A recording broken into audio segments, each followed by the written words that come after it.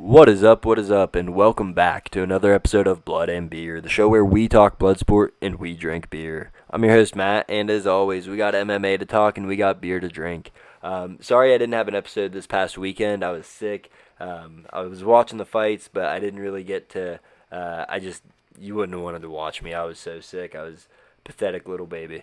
But yeah, we'll do a quick rundown of what we missed, and then we're going to go over what we got for the upcoming weekend because there's some fun fights coming on. We got ONE FC with the card, Eagle FC, we got UFC Fight Night, so we'll break all those down. Goodness gracious. But first, the beer. I've accidentally stopped recording halfway through, so I've kind of ran through the show already. We're drinking Rheingeist again. It's Hustle. It's an IPA. It's different than the last one. This one's good. It's light. It's got a lot of flavor. I gave it a 6.4 because it's a pretty good beer. Not great, but it's pretty good. Yes. But, real quick rundown of what we missed from this past weekend of MMA fights. In Bellator, we had Logan Storley. He wins the interim championship over Michael Venom Page and at 170 for Bellator 281.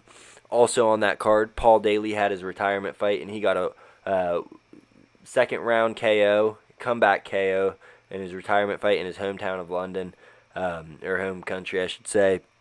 Super awesome to see. Fabian Edwards, he absolutely starches Lyoto Machida, sleeps him for a couple minutes. That's Leon Edwards' little brother, so he picks up a victory there at 185 in Bellator. And then in UFC, Michael Johnson, he snaps his losing streak. He gets a KO in the second round of Alan Patrick. We had Jan Blachowicz. He defeats Alexander Rakic due to injury. Rakic blew out his ACL when he stepped back in the third round. Sucks to see, but that's how things go. Davey Grant, he dropped Luis Smolka with a leg kick after a brutal war and then knocks him out cold with ground and pound. Ryan Spann gets a guillotine win over Ion Kudalaba. And then Andre Petrovsky, biggest underdog on the card, he gets an Anaconda submission finish at about a minute 16 in the very first round over Nick Maximov. So there are a lot of exciting fights. I wish I could have broken them down more for you, but we got, goodness gracious, we got the future to worry about. And that future is going to start with ONE FC. It's got some MMA fights on this card, but mainly it's Muay Thai and submission grappling, it looks like. We have Gary Tonnen's competing on it. That's going to be a fun one. He recently lost his title match and won. He's a training partner, Gary Tonnen. He's a training partner of probably the best jiu-jitsu practitioner in the world in Gordon Ryan. So, yeah, he's in a submission match there. And then the Muay Thai, I want to say it's their featherweight Grand Prix or their bantamweight Grand Prix. That's taking place. We got Rod Tang, he's in it, and then there's two other matchups. 3 total title fights for Muay Thai on the card. It's going to be super exciting. One, just they keep doing different things. I love it. I'm here for it. And that's going to be, I believe it's on YouTube or on the ONE app. And that's Friday morning, 5:20. And it's going to be at 8:30 a.m. So Eastern time, of course. That's going to be a fun one, though.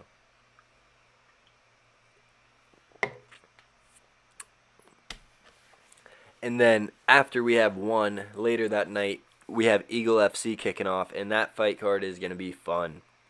We got a bunch of UFC vets in it. In the co-main event, we have Hector Lombard. He's taking on Thiago Silva. These two used to be training partners. Everything I've heard, they used to try to absolutely kill each other in the gym. Just train so hard. Both go so hard. Both are savages. It's going to be a fun matchup. I can't wait for it. I think fireworks are bound to go off with this one. These guys, they don't seem like they like each other. Lombard's a BKFC fighter, former UFC fighter. Thiago Silva, he's a former UFC fighter. It's just, I'm thinking these guys are swinging for the fences in this fight. It's going to be a super fun matchup. And then in the main event, we have Junior Dos Santos, former UFC heavyweight champion. He's taking on another UFC vet, and Jorgen De Castro. JDS, Junior Dos Santos, he's got great crisp boxing, super heavy hands, good kicks, and really good defense. Knows when to get out of there, when he can sit and evade your punches, kicks, things like that, and really good takedown defense also.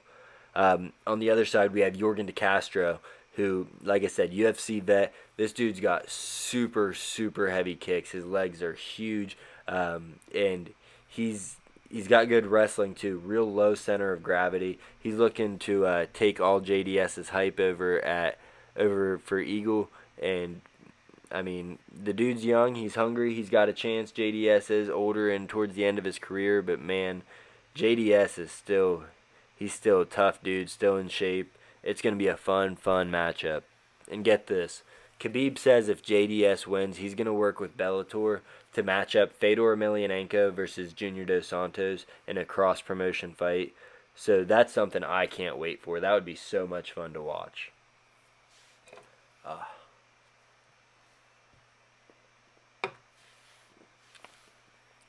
All right, and then in the Saturday, we have UFC Fight Night, Holly Holm versus Ketlin Vieira. This card, it's a striker's fucking delight. I can't wait. The first fight we'll talk about is actually a grappling match, or not grappling match, but a grappling matchup. After that, it's all strikers for the most part. So we have Chase Hooper. He's making his comeback. First fight in almost a year. He's taking on, let me get the guy's name right, Felipe Caloris. And yeah, these guys, they're both grappling aces. Chase Hooper, he's so slippery, so proficient on the ground, and he's so young too. It's going to be a fun matchup, especially if you like grappling and things like that. These guys are going to go at it. It's going to be a high-level affair there. And, you know, a lot of the time these grappler versus grappler matchups, they end up being striking wars and some of the best ones, I think. So you never know, but that's going to be an interesting fight. And then after that, we have Jonathan Martinez taking on Vince Morales. Both these guys, talented strikers, and they like to go to war. They both throw down. I don't know who's going to win it. I really don't. But Morales, he's got that Mexican heart, that warrior spirit. Jonathan Martinez, he's a dog, though. I mean, they're super quick. I think Martinez is probably a little more technical, straighter punches. But we'll have to wait and see how it goes. That one's going to be fun as hell, too.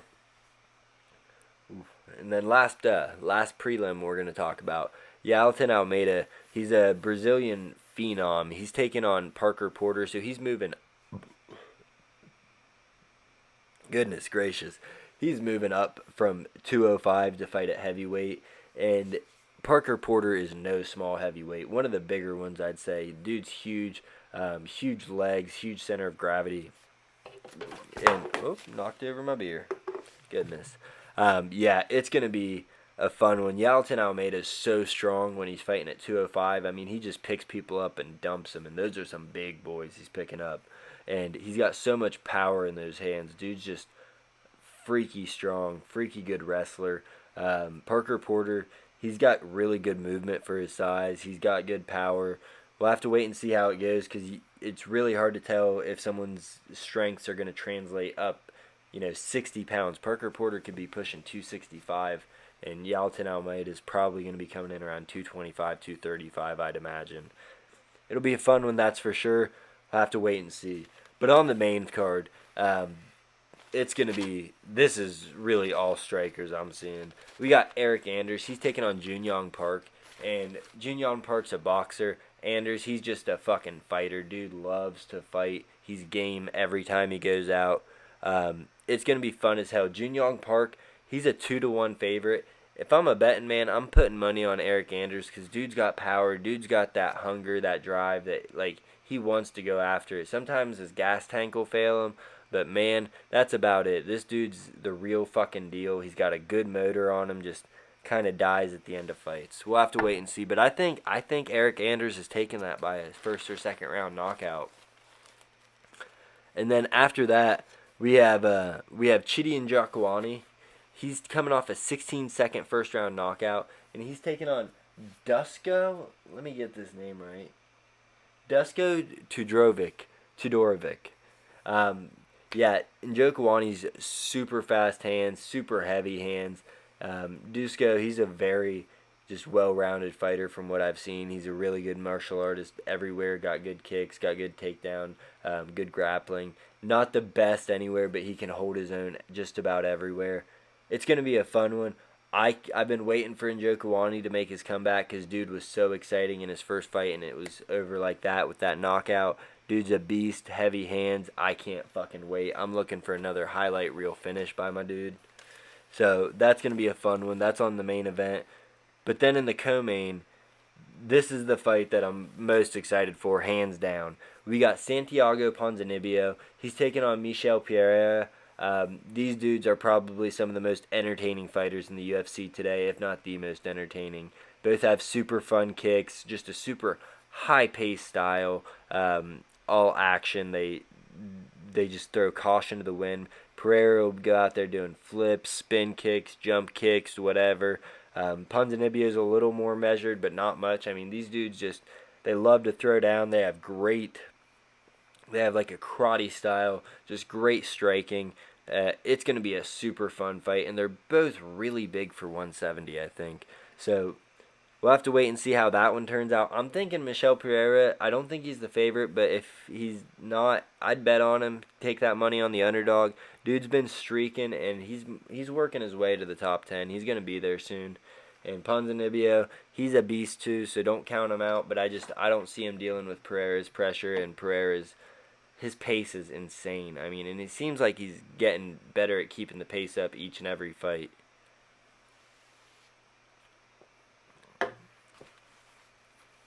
And then in the main event, we have Holly Holm. She's taking on She's taking on Caitlin Vieira. Vieira's coming off a win over Misha Tate. Holm is coming off her longest career layoff she's ever been on. But this fight's a striker's matchup. You know, Holly Holm, former boxing champ, first woman to knock out Ronda Rousey, and it was with a head kick.